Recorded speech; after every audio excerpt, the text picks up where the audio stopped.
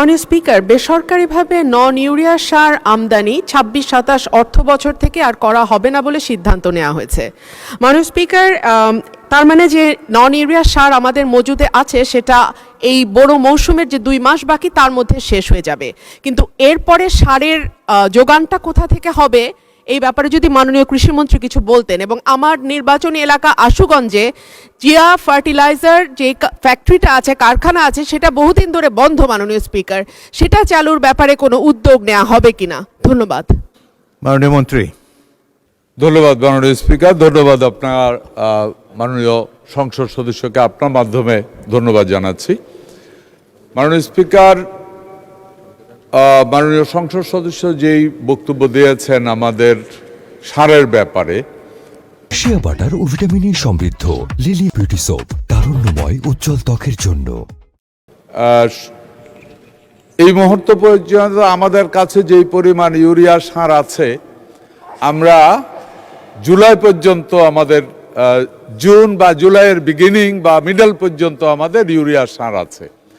এখানে উনি জানতে চেয়েছেন পরবর্তীতে আমরা ইউরিয়া সার কোত্থেকে নিয়ে আসবো। এরই মধ্যে আমাদের আলোচনা চলছে। আমাদের মেনলি ইউরিয়া সার আমরা আমদানি করতাম কাতার এবং সৌদি আরব থেকে। এরই মধ্যে আমাদের প্রতিনিধি মাননীয় প্রধানমন্ত্রীর একজন উপদেষ্টাকে কাতারে পাঠিয়েছেন, ওনার সাথে গতকাল রাতেও আমার কথা হয়েছে।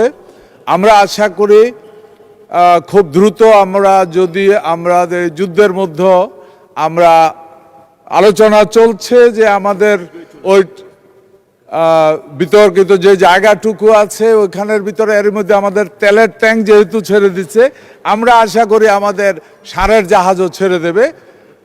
সার নিয়ে খুব বড় ধরনের সমস্যা হবে না। ওনার দ্বিতীয় যে প্রশ্নটা ছিল আমাদের ইউরিয়া ছাড়া বাকি যে সারগুলি প্রাইভেট সেক্টরে ইম্পোর্ট।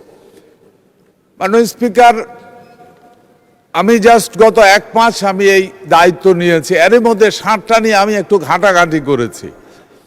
মাননীয় স্পিকার, আমি ব্যক্তি জীবনেও একজন কৃষক, তো ঘাঁটতে ঘাঁটতে যেটা আমার আসলো, এটা আমারও প্রশ্ন যে এই গত সরকারে যেটা ছিল, এই সরকারের আমলে এই প্রাইভেট সেক্টরে বোধহয় ইম্পোর্টটাকে উৎসাহিত করা হয়েছিল।